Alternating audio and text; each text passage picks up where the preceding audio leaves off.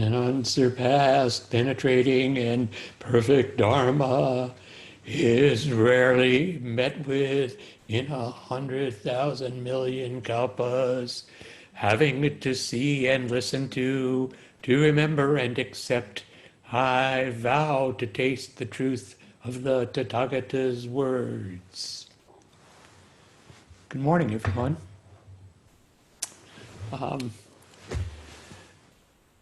This is the first time that I've sat in the Zendo for a period of Zazen and given the talk here, but I sat the last period in 7 months.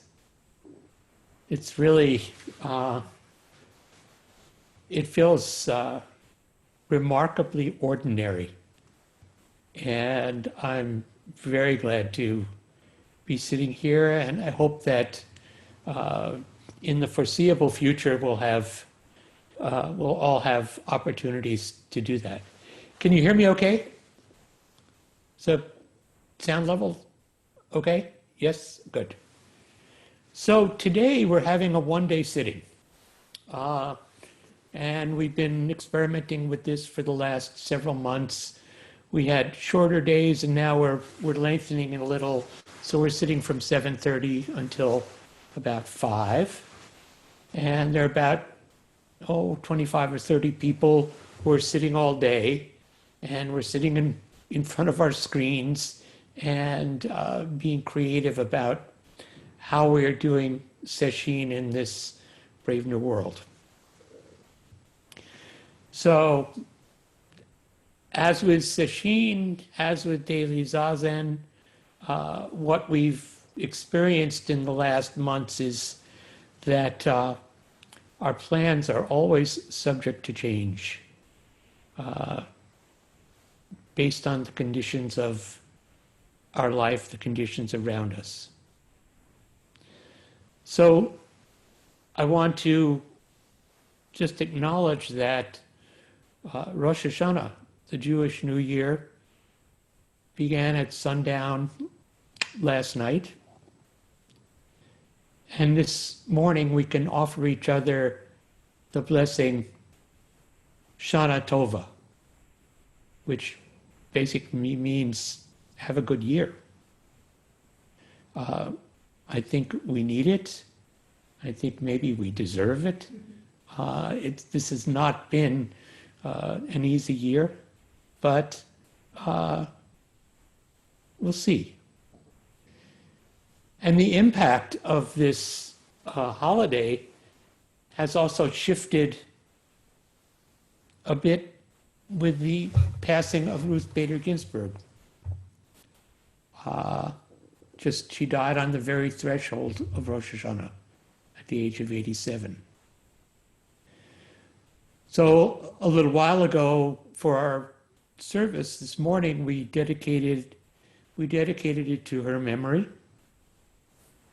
And I'd like to dedicate this sesshin to her memory and to the deep wish for peace, tranquility, and equality for all the people of our country. I know that we may have different views of what these qualities look like, which to some degree is what the rest of my talk is about. But I really believe that we all yearn for peace, certainly in our own way.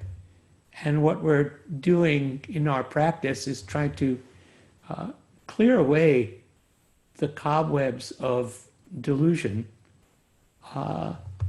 so that we can find a peace that is really stable and is not based on our self-centered views.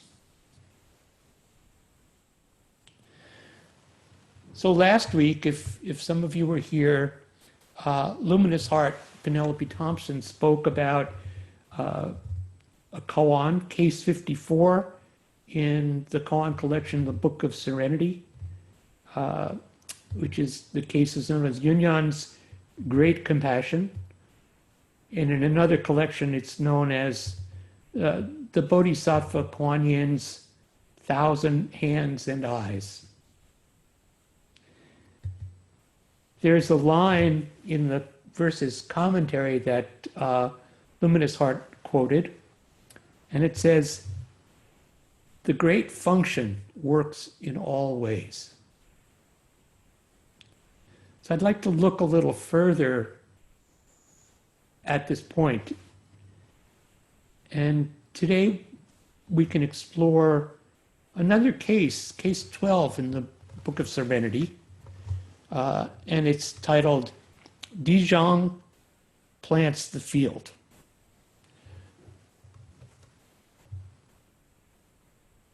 I think it's going to be up to us to find the relevance of this case, but it's traditional in Sesshin to actually present a koan, present a point of Dharma. And so I'm going to try to point this, but I'm not going to interpret it, I hope.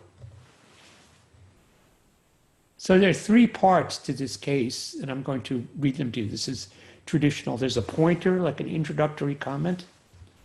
And then there's the main verse, which is a dialogue between two teachers. And then there's a capping poem by one of the compilers. So I'll have to read these to you, and then we'll circle back around them. The pointer to case 12 says, "Scholars plow with the pen, orators plow with the tongue. We patch-robe monks lazily watch a white ox on open ground, not paying any attention to the rootless, auspicious grass. How should we pass our days?" So that's the pointer. I'm not much of a monk, but I really relate to the patchwork part. If you can see my robe, it's literally patched together where it fell apart, and I sort of really appreciate that. It's very soft. So the main case, Dizhang asked Zhushan, "Where do you come from?" Or, "Where are you coming from?" And Zhushan said, "From the south." Dizhang said, "Well, how is Buddhism in the south these days?" Zhushan said, "It's being widely discussed. Everybody's talking about it a lot." And Dizhang said, "How can that compare to me staying here, planting the fields, and making rice balls to eat?" And Zhushan said, "Well, how does that save beings in the world?" Dizhang replied, "What do you call the world?" That's the end of the case. We'll go back through it. The verse is lovely and really helps you get a perspective on it. The capping verse, the capping poem. Source and explanation variously are all made up. Passing to ear from mouth, it all comes apart. Planting fields, making rice balls, these are ordinary household matters. Only those who have investigated fully would know. Having investigated fully, you clearly know there's nothing to seek. Zhifang, after all, that's a classical reference. Zhifang, after all, didn't care to be acknowledged as a marquis. Forgetting his state, he returned home the same as fish and birds. In autumn, washing his feet at the great wave pavilion in the murky waters. So a little about the people in this case. Dijong, whose name is also Luohan Guishen, lived from about 867 to 928. And his name translates, Dijong translates as Jizo, as in Jizo Bodhisattva. So Dijong was named, he had been asked by the governor of his province to become the teacher at Dijong Yuan, Dijong Temple. And that was dedicated to the to Jizo, to the earth store Bodhisattva, who was known for his vow to take responsibility for the instruction of all beings in the 6 worlds for the period of time between the death of Shakyamuni Buddha and the rise of the future Buddha Maitreya, which it seems has not come yet, although some people think it has. And Jizo also took the vow not to achieve Buddhahood until all the hells in all these realms were emptied of beings. So in a sense,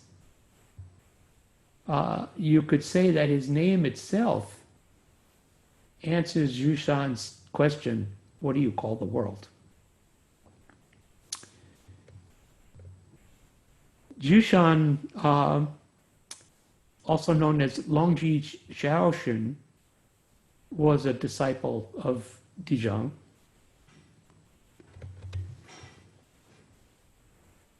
And the classical reference in the verse, Zhifeng, he just is a reference.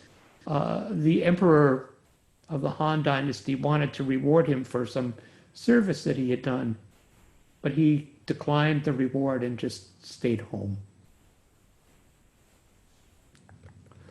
So when you look at Dijong's life, we can go back a moment to look at his enlightenment story.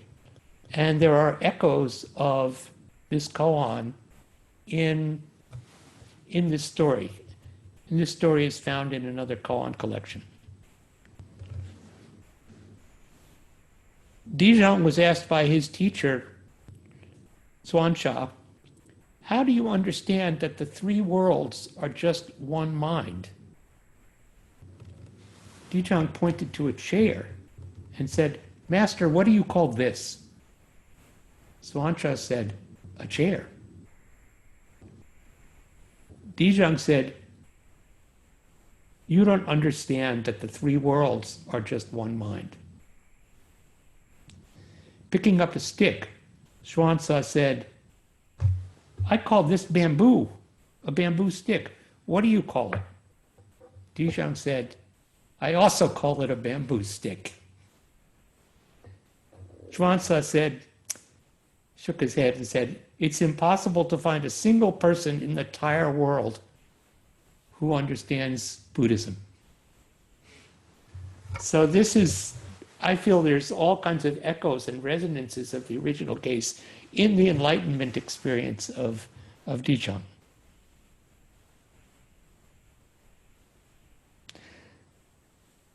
So there's a story also in the formal commentary on this case. You can see these cases are storytelling, right? They're wonderful stories that turn on an enlightenment experience, which is all well and good, but the function of them is to help us wake up. It's not to show us a particular answer. but it's to reveal how things unfolded for these teachers and students. So in the commentary, it says there were 3 Zen teachers, which includes Jushan and Fayan and Wudong, and they were on pilgrimage. At Dijong's temple, they were blocked by the snow and the rain and swollen streams. So they sheltered at this temple, which was in the mountains outside the city. It was cold, so they circled around the fire. And they completely ignored Dijong, who was the abbot of the temple, who was very unassuming. He was a patch-robe monk, and they didn't pay any attention to him. But Dijong had these visiting monks, and he wanted to test them. So he came near the fire, and he said to them, "There's something I would ask you about, if I may." So as if he's asking for them to teach him. Jushan said, "If there's some matter you're not clear about, please ask." Dijong said, "Are the mountains, rivers, and earth identical or separate from you elders? Are the mountains, rivers, and earths identical or separate from you guys?" Jushan said, "Separate!" Dijong held up 2 fingers and walked. He held up 2 fingers. Jushan said hurriedly, "Oh, identical, identical." Dijong again held up 2 fingers and he walked away.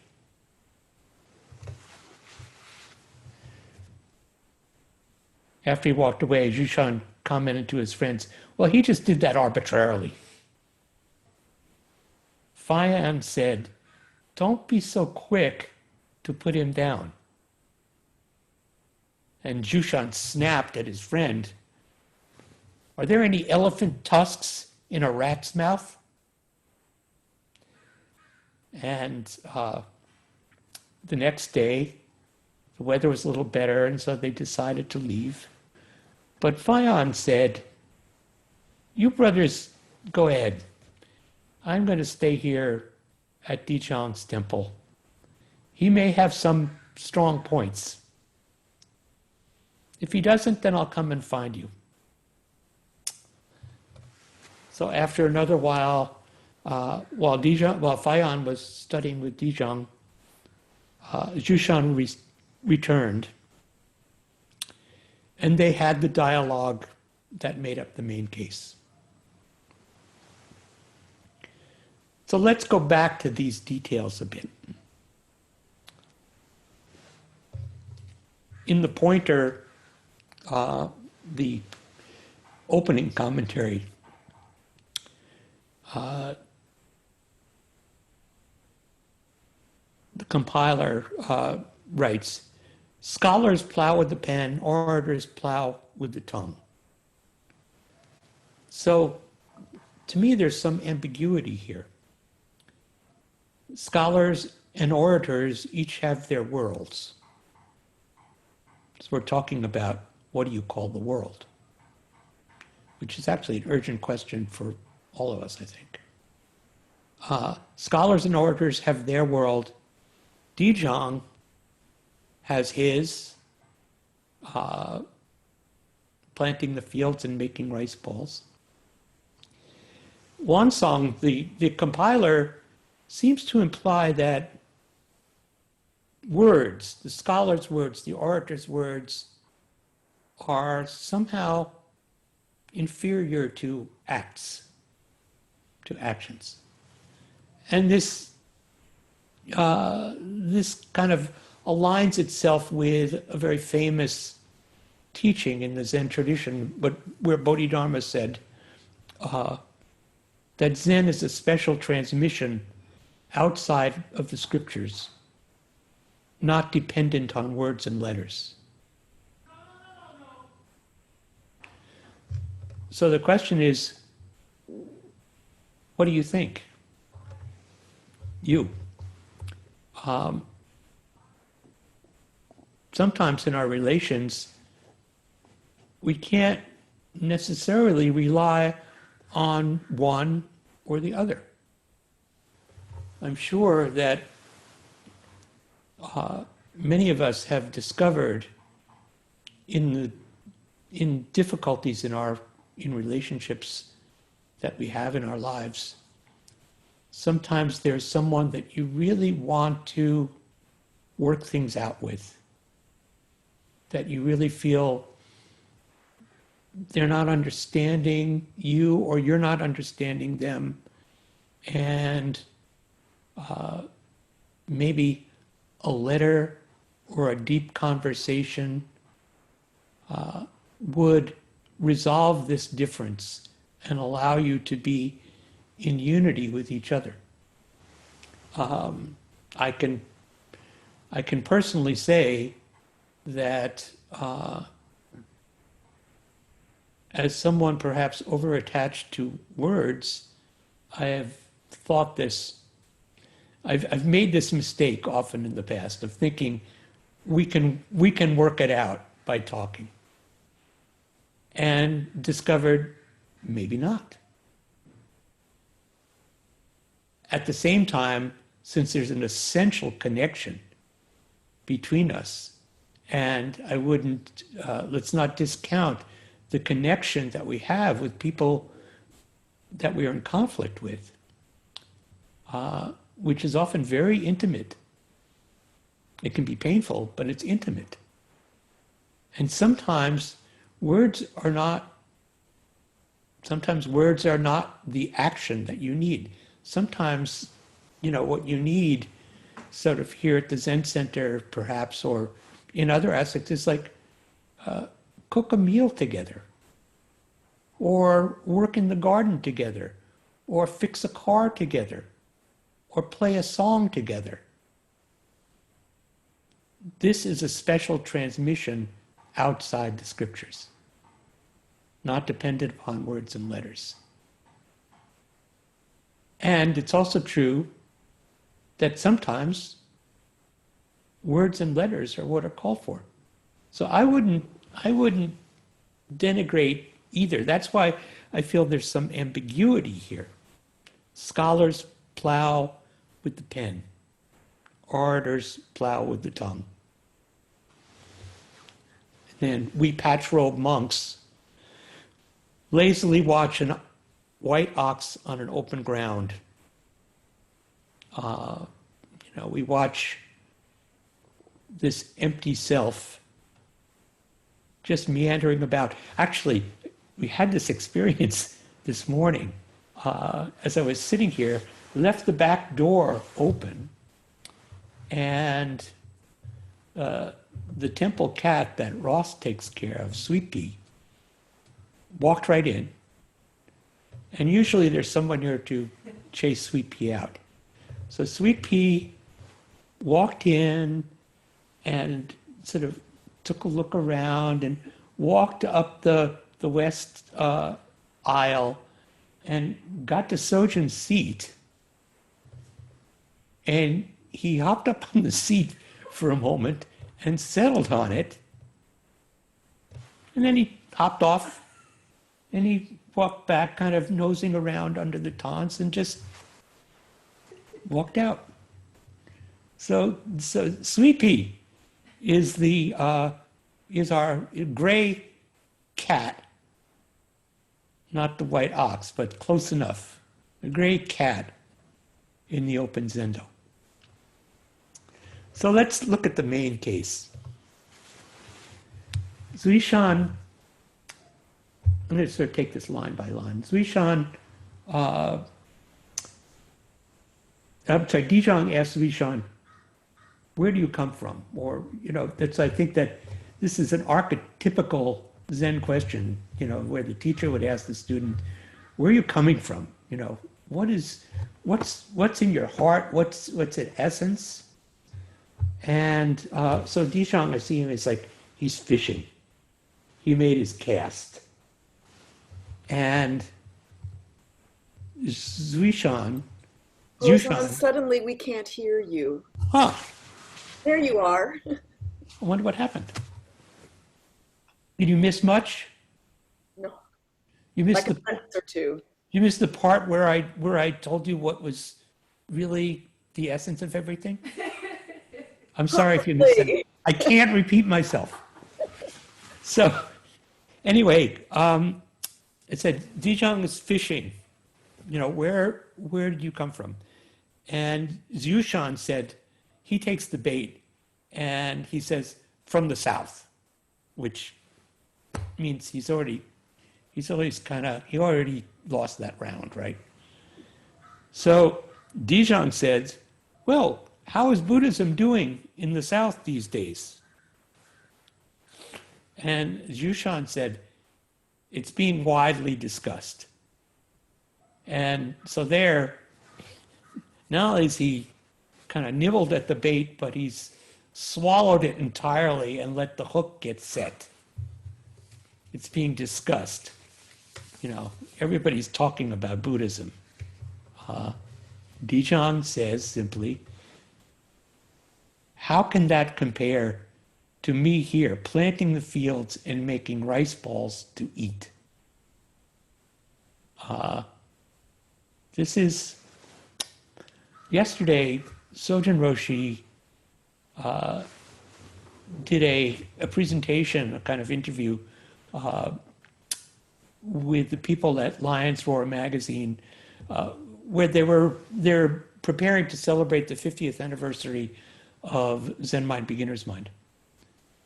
And one thing that struck me, it's nothing new or earth-shaking that we've learned from about Suzuki Roshi, but it's just that Sojun's words really struck me. When I think about how can that compare to me here planting the fields and making rice balls, what Sojun said was that Suzuki Roshi was always settled in himself, never rushing, always in time. I think that's Dijong. Always in time. Just in time.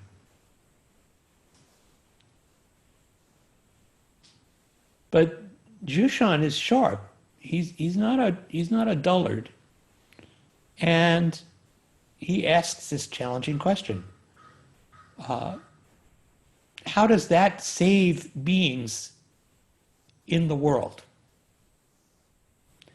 Now, in some translations, it says in the world. In a number of translations, it says in the three worlds. And just to explain that a moment, the three worlds, the Triloka, are common in Mahayana Buddhism. They refer to the world of desire, which happens to be the world that we live in. That's the world that has the six realms, the realm of humans, of hell beings, of hungry ghosts, of animals, of gods, and of fighting demons, which is basically emblematic of all of the different types of personalities and beings that one can imagine. Is just kind of shorthand for that. But that's the world that we live in, as I'm sure we know by looking around. The second world is the Rupa Loka. It's the world, it's called the world of form, but actually what it tends to mean is it's the world we occupy when we're sitting zazen. It's the world of meditation where our basic desires are really tamped down. And it's a world in which if you've been practicing steadily and have accumulated some ability to practice, when you are reborn, you're reborn in this world. And of course, in our context, we are reborn moment by moment. So even though you may walk in the Zendo with a lot of anxiety and difficulty and anger, fear about what the world without Ruth Bader Ginsburg is going to be like, when you sit down and face the wall and face yourself in Zazen, you have an opportunity to enter the Rupa Loka, the second world. And the third world is the Arupa Loka, which is the world of formlessness. And it is the world of Buddhas and Bodhisattvas who can freely move among all of the worlds. So that's a kind of, that's an interpretation of this line, what do you call the world? But I think the fundamental question, at least for me, is in the dynamic tension of those last lines between Xushan and Dijong.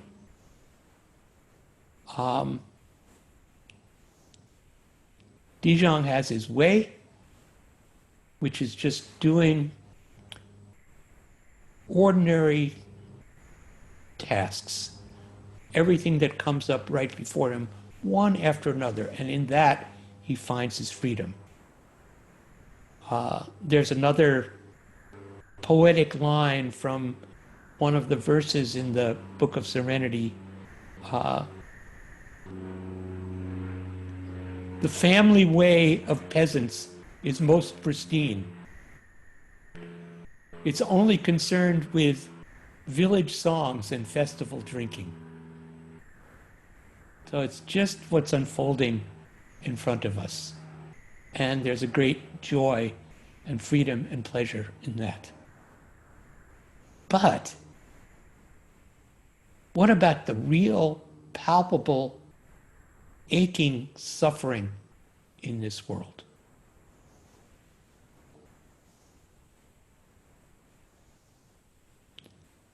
Echoing Dijong, there's a poem by the great haiku poet Basho, journeying through the world, to and fro, cultivating a small field. A small field, so we can look at, I think in the context of this koan, remember in the poem he says, investigate fully. This is what each of us is being urged to do, to investigate fully. A small field. Small field for me right now is looking at this screen in front of me, and behind me I can see the scope of the Zendo, and out the window I see the blue sky. So the small field can be very close in, but according to your eyes and according to your ability, size is relative. Compared to the universe, the Earth is tiny. It's like an atom. And the same thing is true with time. That what I say is, my reading of this line by Dijong, what do you call the world? I would ask of each of us, what do you call the world right now? Right now. Now can be as brief as the flare of a match.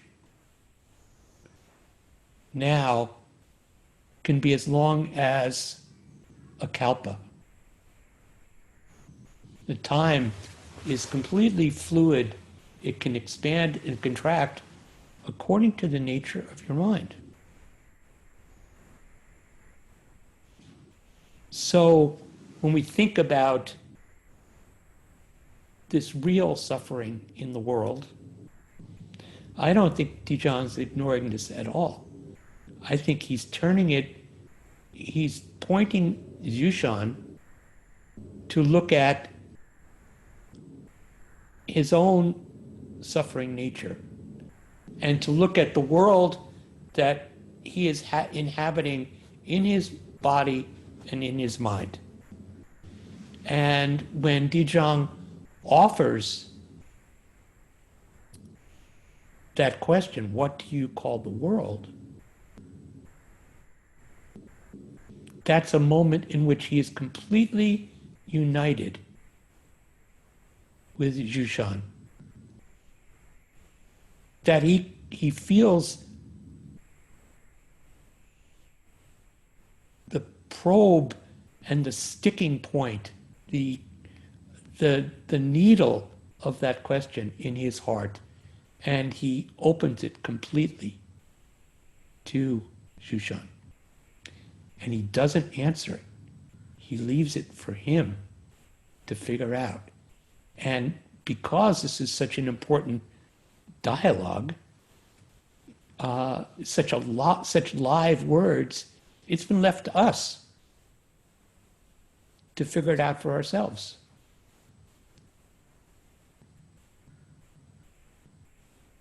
So just to say, Lori and I, for the last number of months, we've been reading aloud and discussing the Lankavatara Sutra, which was kind of the text that Bodhidharma relied on, and it's a core text of the Zen tradition. And it's quite wonderful. And what it's saying often is this world, there's not a world apart from one's perceptions. There's not a world apart from the imputations that you have in relation to anything or anyone that you encounter. At the same time, it says there's not a world. It doesn't let you off the hook. And we have to work with that for the rest of our lives. And we're lucky we have this wonderful practice, and we have our teachers and friends to rely on when we drift away, to point us back towards our own heart, our own self, to point us back to the wall that we have to face. And it's never done.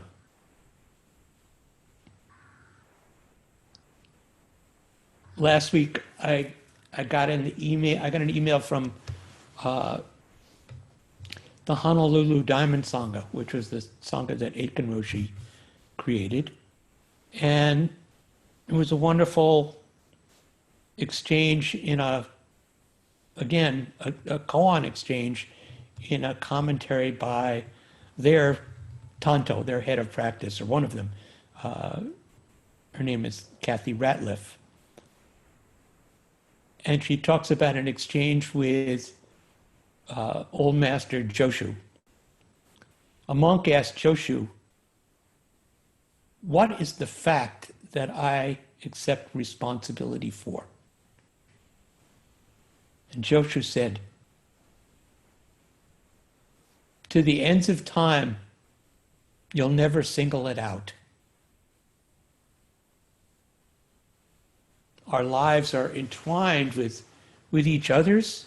Our lives are entwined with the conditions of our so-called world, even while we recognize that the world that I see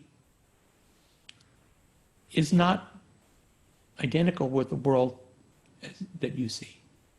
So to close, and then we have time for discussion, I want to read you a poem that I wrote last night. It's titled "Dijong Plants the Field."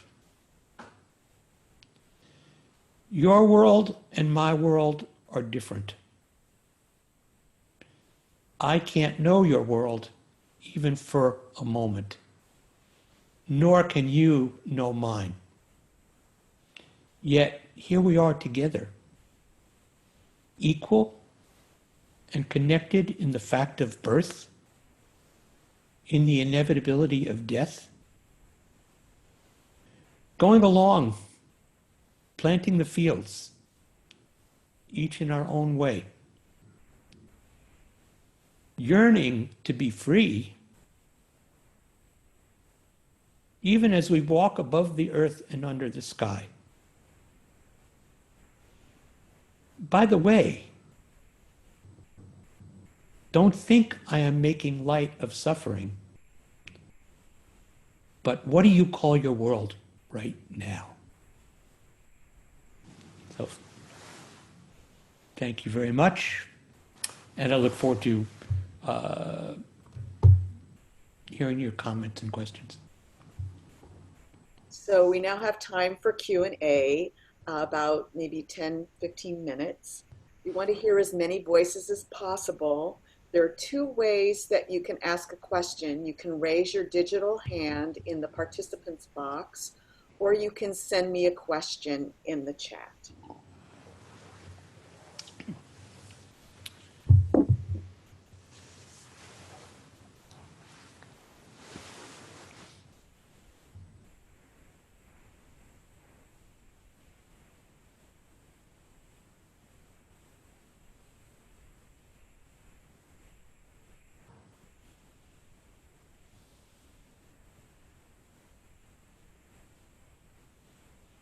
Susan Moon. Hi, Alan. Thanks a lot. Hi, This is just Sue. a quick question about interpretation. That was very interesting. But you said that the text kind of implied that actions were the way to go, not words and letters, or to some degree. Anyway, I was just wondering if, when it says the scholar plows with the pen and the orator plows with words, that the word plow to me is something very valuable and precious, and that's what we need to do, is plow the fields like an ox or whatever. And so that's a kind of compliment, and I heard it as a compliment to what the scholar and the orator does, that they're actually doing the same kind of work as a farmer with their words. But I wondered what you thought of that. I think you're right. What I'm looking at, what I see is that I've checked out a number of commentaries, and in the commentaries, they feel like it's kind of a put down. But I think the language here is exactly as you say. And also, when you read Dogen, Dogen doesn't deprecate words and language. And I think that words and language are just another form of action, But I think that there is something in the story, when he asks, well, how's Buddhism doing in the South? And he says, well, there's lots of discussion. That is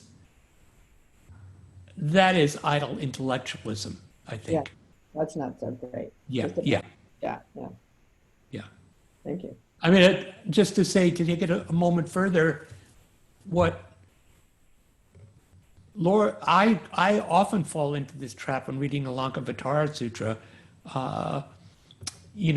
make this kind of incomprehensible statement or a general statement that I find I try to argue with the generality. And what Lori has been kind enough or fierce enough to point out is it's not about the generality, it's about who are you having trouble with. So for example, if there's an instruction, love everybody, you should love everybody. And I retort, well, what about Hitler? It's like, that's really beside the point. It's not what about Hitler, it's what about your brother-in-law? Or what about what person in the Sangha that you're having? It's really about who are you in a challenging situation with right now. Mm-hmm. That is where words or actions both rise to the level of action. Yeah. Yeah, thank you. Katie, you can unmute yourself. Thanks, Mary Beth. And thank you, Hozan, for your talk. Hopefully I can articulate this. I found the question, what is your world, or what is the world, really evocative. And it's, I think, along the lines of just what I've been thinking about since last night, in this kind of struggling with despair and rage, and at the same time that, here I am in my sister's lovely basement, and I'm okay. My family's okay. There's a lot of things that are okay, or better than okay, even in the midst of this really challenging time.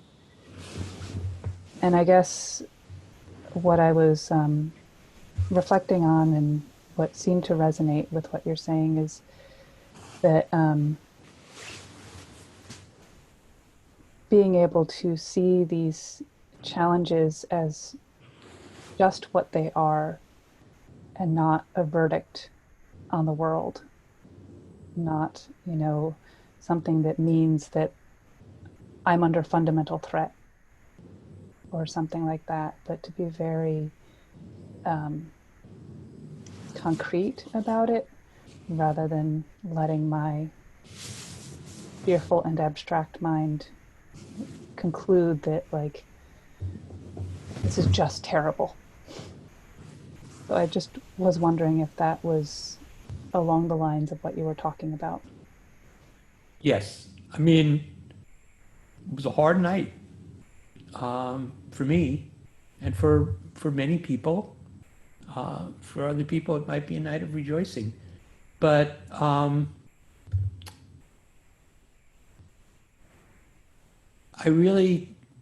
said this, I've often come back to this teaching, which is the teaching of two book titles by Category Roshi. The first book was Returning to Silence, which we always have an opportunity to do, even in our most difficult suffering. And the second book was called You Have to Say Something. And it's the same thing as what Thich Nhat Hanh talks about when he says mindfulness must be engaged.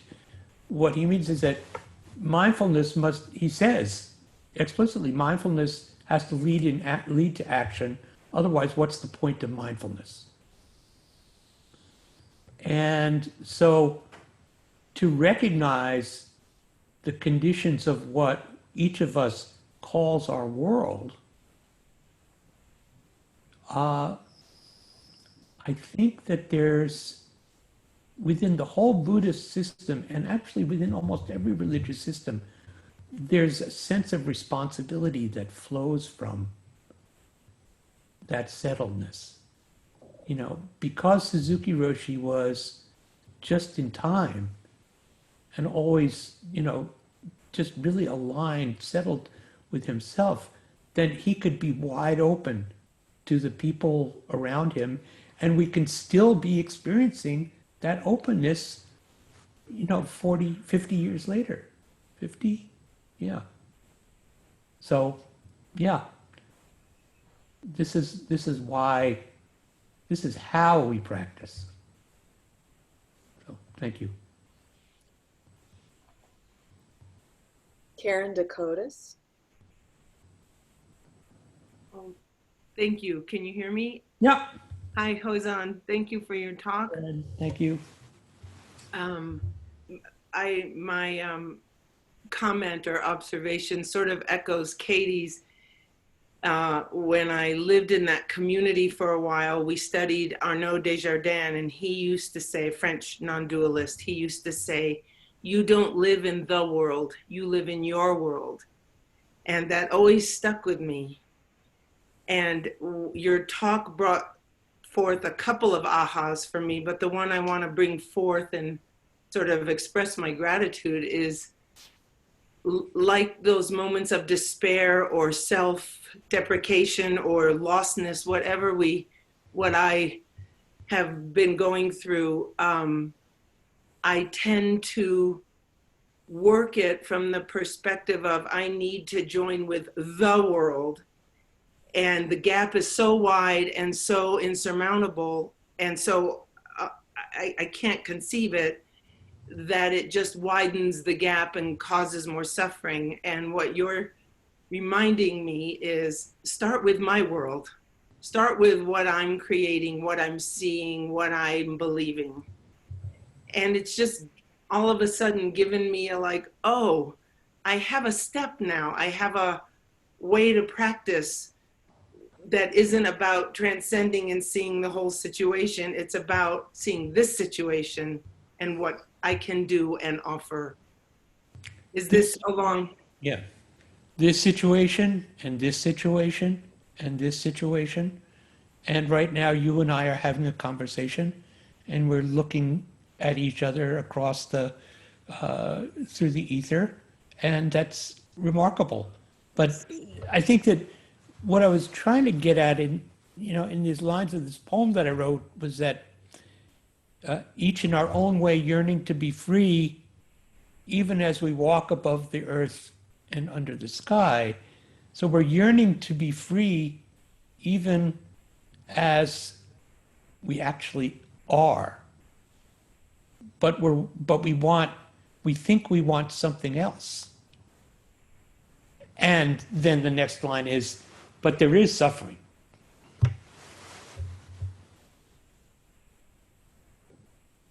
Thank you. Ben? Thank you for your talk, Hozan. I feel like Karen, it's so nice to see you, Karen, sort of hit on something I was going to say, but I guess I'll still say it anyway.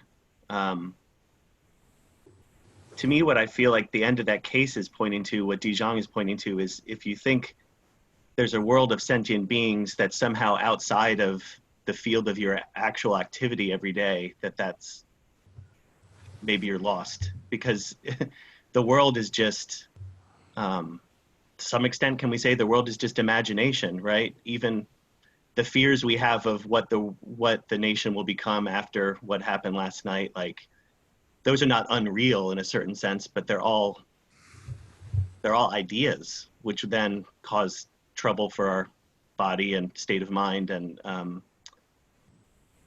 I feel like I'm rambling now, but at the end of the case, I could sort of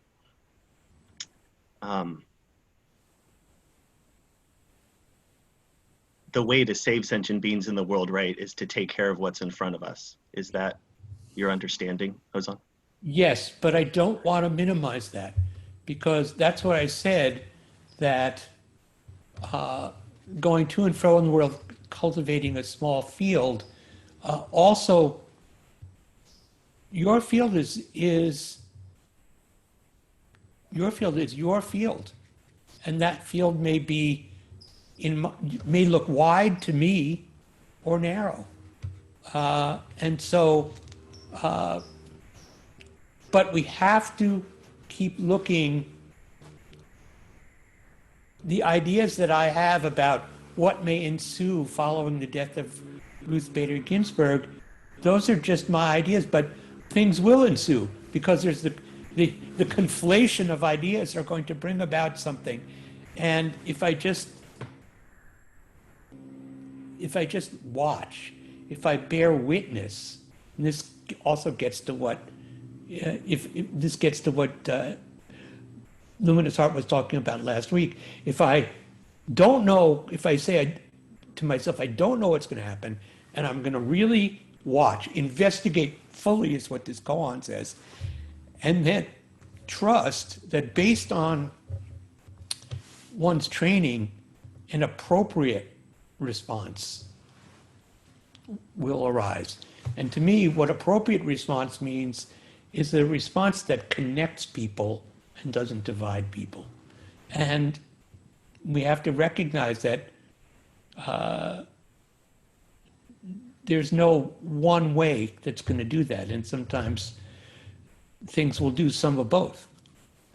So I have a very quick follow-up. So that all makes sense to me, and that maybe hits more towards direct action or literal action. I don't mean direct action like activism, but what we actually, how we do, what actions we take. But is there a deeper sense here in that Dijong grows rice and somewhere in the South something changes?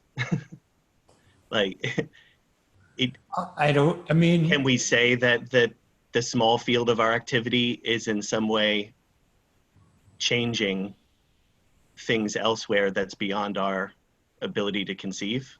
I don't know, because it's beyond my ability to conceive. But what I would say is that the actions that he's taking are about nourishing. And he, you can take that as a pretty clear hint. It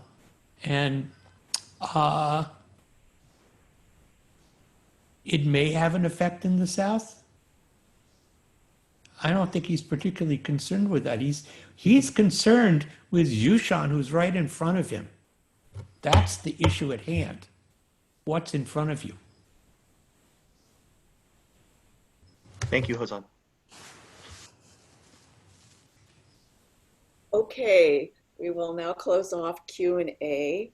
Let's have one more. You want one more? Daniel? Daniel?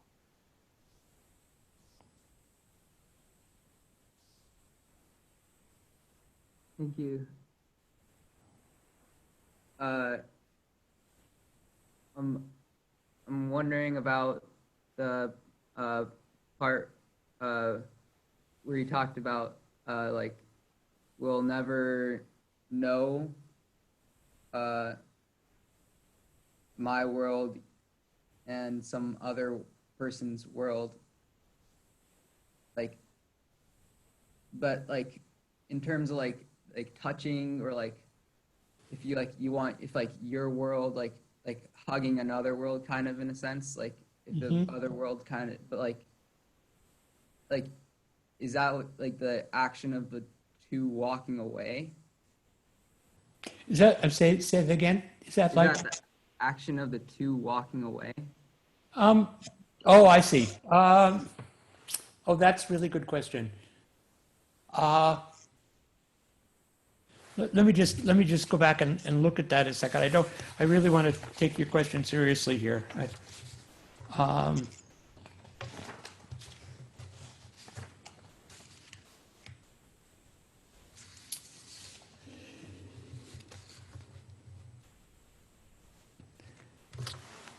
So your example, you said, was it the world hugging the world? Is that what you said? I think so. Yeah, that's like, yeah. So hug is a very interesting thing, because when you're hugging someone, in that moment, you're merging, right? There's a physical merging, and in that embrace,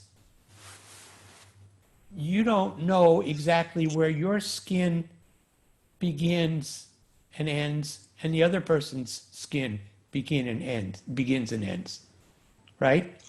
There's a merging. Now, you're not merging your minds exactly, but you're bent on the same activity and doing it together. And there's a kind of boundarylessness in that moment. The thing about a hug is it ends. And I think that's what he meant when Jushan hurriedly says identical, identical, and he holds up two fingers. Basically, this is a Zen adage, not one, not two. And I think that this is a demonstration of that.